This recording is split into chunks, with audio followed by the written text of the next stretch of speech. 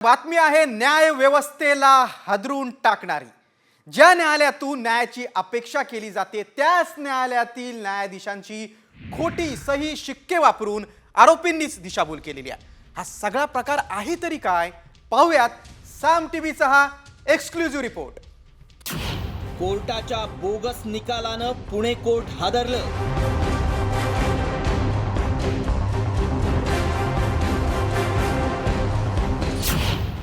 निकालाची खोटी ऑर्डर दाखवून मिळवला जामीन।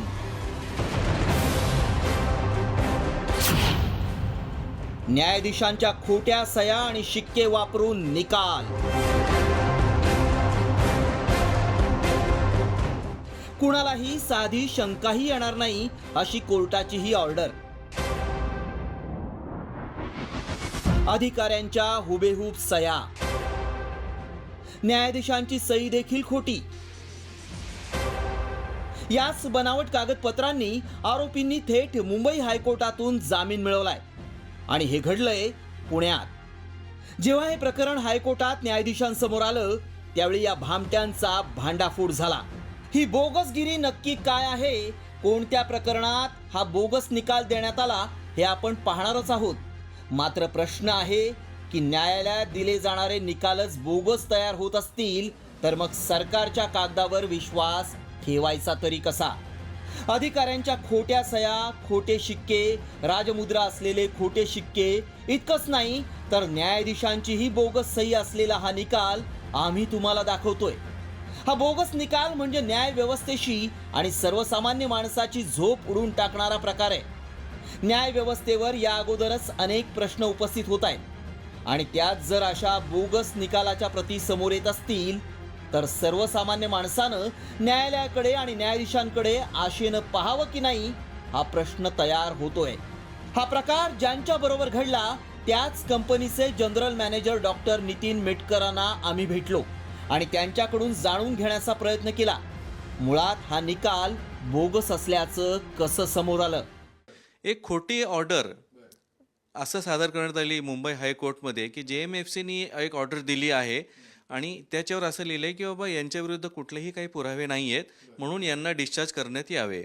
तीच ऑर्डर मुंबई हायकोर्टमध्ये दाखल झाली आणि मुंबई हायकोर्टमधून सुद्धा त्यांना केस डिस्चार्ज करण्यात आलेली आहे। चला तुम्हाला आम्ही थेट घेऊन जातो त्या कोर्टरूम मधल्या युक्तिवादाच्या दिवसाकडे। काय घडलं त्या दिवशी कोर्टात पाहूया।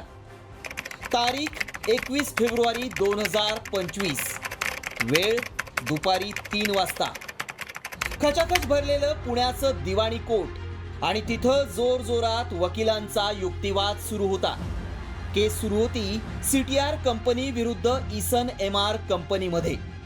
वाद होता पेटंटचा। ऑर्डर कॉपी संदर्भात सुनावणी सुरू होती आणि कॉपी न्यायाधीशांनी पाहताच ते काय म्हणाले पहा। ही ऑर्डर मी दिलेलीच नाही।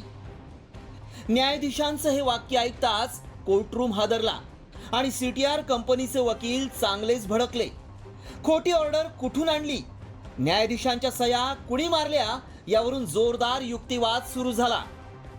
CTR कंपनीचे वकील म्हणाले, न्यायमूर्ती महोदय, तुमची सही असलेली ही चक्क खोटी ऑर्डर जोडून आरोपींनी चक्क मुंबई उच्च न्यायालयाची दिशाभूल केली आहे। तर इसन MR कंपनीचे वकील म्हणाले, महोदय, आम्हाला थोडा वेळ द्या, आमच्या वैयक्तिक अडचणीमुळे आमचं म्हणणं मांडू शकलो नाहीत। त्यावर CTR कंपनीचे वकील म्हणाले, महोदय, आरोपींचं हे वेळकाढूपणाचं धोरण आहे, त्यामुळे यावर आजच निकाल द्या। आता पुन्हा या प्रकरणाची सुनावणी होणार आहे, त्यावेळी निकाल काय लागायचा तो लागेलच। मात्र न्यायाधीशांच्या खोट्या सह्या कुणी मारल्या, कोर्टाची फसवणूक करणारे ते भामटे कोण, याचा शोध घेण्यासाठी आता न्यायालयानं पोलिसात जाण्याचा पर्याय दिलाय। मात्र विधी तज्ञांच्या मते न्यायालयानं स्वतःहूनच या प्रकरणात पोलिसात तक्रार दाखल करून या भामट्यांना कायमची अद्दल घडवायला हवी होती। तर संबंधित न्यायाधीशांनी त्या कोर्टाचे कोर्ट रजिस्ट्रार यांना डायरेक्शन द्यायचं असतात की ह्याच्यामध्ये फोर्जरी झालेली आहे, माझी डुप्लिकेट ऑर्डर, माझी डुप्लिकेट सही करून कोणीतरी खोटी ऑर्डर काढली, तात्काळ संबंधित पोलीस स्टेशनला रिपोर्ट करा। मग शिवाजीनगर कोर्ट पुणे असेल तर शिवाजीनगर पोलीस स्टेशन आहे, तिथं ताबडतोब FIR देऊन संबंधितांच्या विरोधात अननोन पर्सन हे कुणी केलं न्यायाधीशांना माहीत नाही, पण न्यायाधीशांचं म्हणणं की ही ऑर्डर डुप्लिकेट आहे, त्यावर सही पण माझी नाही, मग रितसर अनोळखी इसमांच्या विरोधात गुन्हा दाखल होऊन त्याप्रमाणे तपास होऊन संबंधित आरोपी अटक व्हायला पाहिजे. लोकशाहीचा महत्त्वपूर्ण आधारस्तंभ असलेल्या न्यायव्यवस्थेवरचा विश्वास हा अखेरचा आशेचा किरण म्हणून सर्वसामान्य माणूस पाहतो. संसदीय व्यवस्था आणि प्रशासन यांचं भ्रष्टाचारी बरबटलेलं रूप या अगोदरच लोकशाहीवरचा विश्वास उडून टाकणारं चित्र उभं करतंय. अशा भामट्यांवर न्यायालयानं कठोर कारवाई करून न्यायव्यवस्थेवरचा विश्वास दृढ करावा हीच सर्वसामान्यांची भावना आहे. खोटा निकालपत्र आणि त्याबरोबरच न्यायाधीशांची खोटी सही हे संपूर्ण प्रकरण न्यायव्यवस्थापनेला एक खळबळ उडवून देणारं आहे.